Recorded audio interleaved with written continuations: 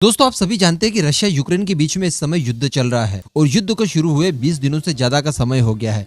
इतना एक्सपेक्ट किसी ने नहीं किया था कि इतने दिनों तक यूक्रेन रशिया के सामने टिक पाएगा। हालांकि इस बात में भी कोई दो मत नहीं है कि रशिया ने अभी अपनी फुल पावर का इस्तेमाल नहीं किया है। लेकिन दोस्तों, यहाँ पर सवाल ये उठता है कि रशिया की एयरफोर्स कहाँ गायब है, जबकि आप जानते हैं कि वर्ल्ड वॉर 2 से लेकर आज तारीख तक युद्ध का समय बचाना हो, आपके जो थल सेना के पर्सनल्स हैं उनकी कैजुअलिटीज को कम करना हो, युद्ध जल्दी जीतना हो, दुश्मन के ऊपर हैवी डोमिनेंस आपको प्राप्त करना हो, तो इसके लिए आपको एयरफोर्स का इस्तेमाल करना ही है। लेकिन यहाँ पर सबसे बड़ी समस्या ये है कि आप खबरों में भी देख पा रहे होंगे, टीवी हो या फिर यूट्यूब की वीडियोस हो, उनमें आप रशियन एयरफोर्स के कारनामों के बारे में सुन ही नहीं पा रहे हैं। यानी रशिया की एयरफोर्स जिसमें 5th जनरेशन के एयरक्राफ्ट यानी SU-57 तक शामिल हैं, उस एयरफोर्स की ज्यादा कोई जलवे इस युद्ध में दिखाई नहीं दे रहे हैं। जबकि हम लोग कंपैरिजन देखें बिटवीन यूक्रेन एंड रशिया, तो यूक्रेन की कोई हैसियत है ही नहीं उसके सामने।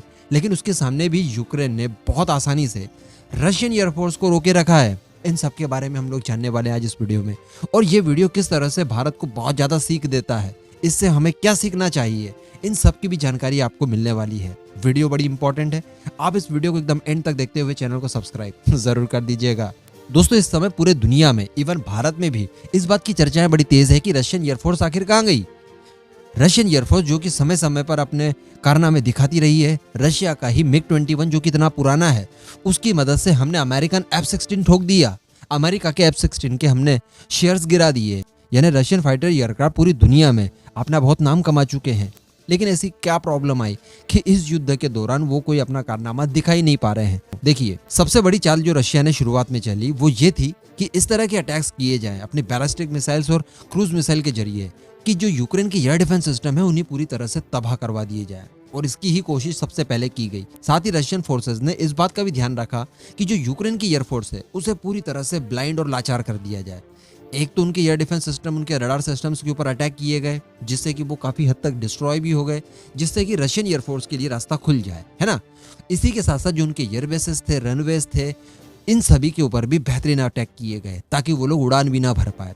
और आप खुद भी नोटिस कर रहे होंगे कि इस युद्ध के दौरान यूक्रेन की एयरफोर्स भी ज्यादा दिखाई नहीं दे रही है। तो यहाँ पर रशियंस काफी हद तक कामयाब तो हो ही गए हैं। इनकी ये प्लानिंग थी कि ऐसा करने के बाद रशियन एयरफोर्स के लिए जगह पूरी खुल जाएगी, पूरा मैदान साफ हो जाएगा और वो जहां चाहेंगे वहां पर स्ट्राइक कर पाएंगे। लेकिन दोस्तों, यहाँ पर विश्लेषण ये निकल कर आता है कि रशिया ऐसा करने में पूरी तरह से कामयाब नहीं हुआ है।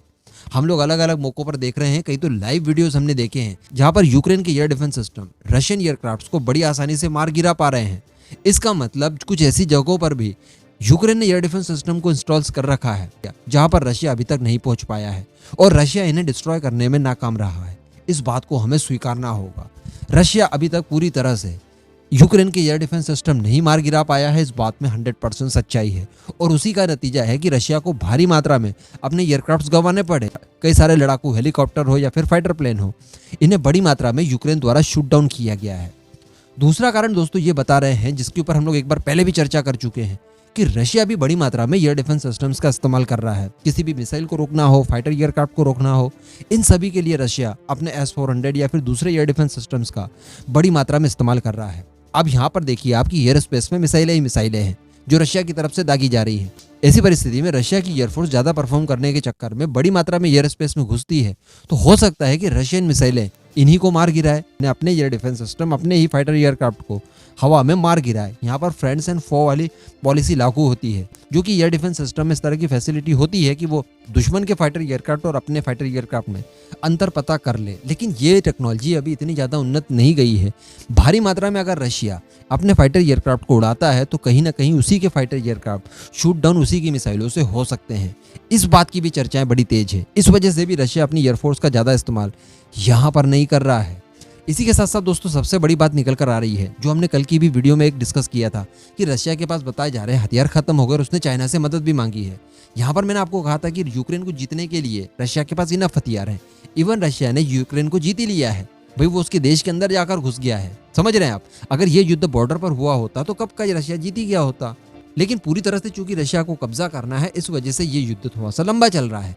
ऐसी परिस्थिति में बताया जा रहा है कि जो रशिया के पास गाइडेड बॉम्ब्स वगैरह हैं, जो कि हमने बालाकोट एयर स्ट्राइक जैसे एयर स्ट्राइक में इस्तेमाल किए थे, इजराइल से लिए हुए स्पाइस 2000, वैसे गाइडेड बॉम्ब्स की खासी कमी इस समय रशिया फेस कर रहा है। बताया जा रहा है कि जितनी उसके पास स्टॉक वगैरह था वो उसने ऑलरेडी सीरिया में खत्म कर दिए। इसी के साथ साथ सीरिया में इतना ज्यादा इनका इस्तेमाल हुआ कि गाइडेड बॉम्ब्स के साथ साथ रशिया ने नॉन गाइडेड बॉम्ब्स को भी सीरिया में बड़ी मात्रा में दागा। यानी जो नॉन गाइडेड बॉम्ब होते हैं उनकी कोई गारंटी नहीं होती, फिक्स टारगेट नहीं होता, वो जहां चाहे वहां गिर सकते हैं। ऐसी परिस्थिति में सिविलियंस भी बहुत ज्यादा मारे जाते हैं। तो इनका इस्तेमाल सीरिया में आप कर रहे हैं वहां तक चलेगा, लेकिन यूक्रेन जैसे देश पर आप नॉन गाइडेड बॉम्ब्स नहीं गिरा सकते। ज्यादा मात्रा में जब सिविलियंस मारे जाएंगे तो इसका इम्पैक्ट आपके ऊपर पड़ेगा, पूरी दुनिया आपके ऊपर प्रेशर बिल्डअप करने की कोशिश करेगी। और यहाँ पर गाइडेड बॉम्ब्स रशिया के पास चूंकि खत्म हो चुके हैं तो दिक्कत रशिया को जा रही है। गाइडेड बॉम्ब्स आप जहां चाहते हैं वहीं पर जाकर गिरेगा। ऐसी परिस्थिति में उसको पिन पॉइंट एक्यूरेसी चाहिए, जो कि नॉन गाइडेड बॉम्ब्स उसे नहीं दे सकते। इसी के साथ साथ दोस्तों ये भी बताया जा रहा है कि रशिया के पायलट्स को ज्यादा प्रॉपर ट्रेनिंग नहीं मिली है। इसके लिए एक डाटा भी सर्व किया गया है, जिस डाटा को देखने के बाद आप खुद पता कर लेंगे कि ये प्रोपोगेंडा नहीं है बल्कि वास्तविकता है। जहां पर हर अमेरिका का पायलट एक साल में 180 से लेकर 240 घंटों का फ्लाइट आवर अपने नाम करता है। यानी हर पायलट इतने इतने घंटों, 180 घंटों से लेकर 240 घंटों तक फाइटर एयरक्राफ्ट उड़ाते हैं हर साल। ये उनका एक्सपीरियंस है अमेरिकन पायलट्स का। और इसके बाद भी अमेरिकन पायलट्स ये शिकायत करते हैं कि हमें कम समय मिल रहा है, यानी ये फ्लाइट आवर्स और बढ़ाया जाए। जबकि रशियन पायलट्स की अगर बात की जाए तो वो साल भर में 100 से लेकर 120 घंटों तक ही अपने फाइटर प्लेन उड़ा पाते हैं। ये पर पायलट का जो एवरेज निकला है वो मैं आपको बता रहा हूँ। तो ऐसी परिस्थिति में इन्हें अभी एक्सपीरियंसेस कम है। तो यहाँ पर भी रशिया को युद्ध से पहले ही काम करने की जरूरत थी। इसके बाद दोस्तों एक और कारण बताया जा रहा है। अभी चूंकि यूक्रेन के पास अच्छी खासी मात्रा में एयर डिफेंस सिस्टम मौजूद है, जो कि अच्छे खासे एल्टीट्यूड पर उड़ रहे फाइटर एयरक्राफ्ट को आसानी से शूट डाउन कर सकते हैं। ऐसी परिस्थिति में जो रशियन पायलट्स हैं वो लो एल्टीट्यूड पर अपने फाइटर प्लेन को उड़ा रहे हैं ताकि वो रडार की पकड़ में ना आए और सैम से बच जाए।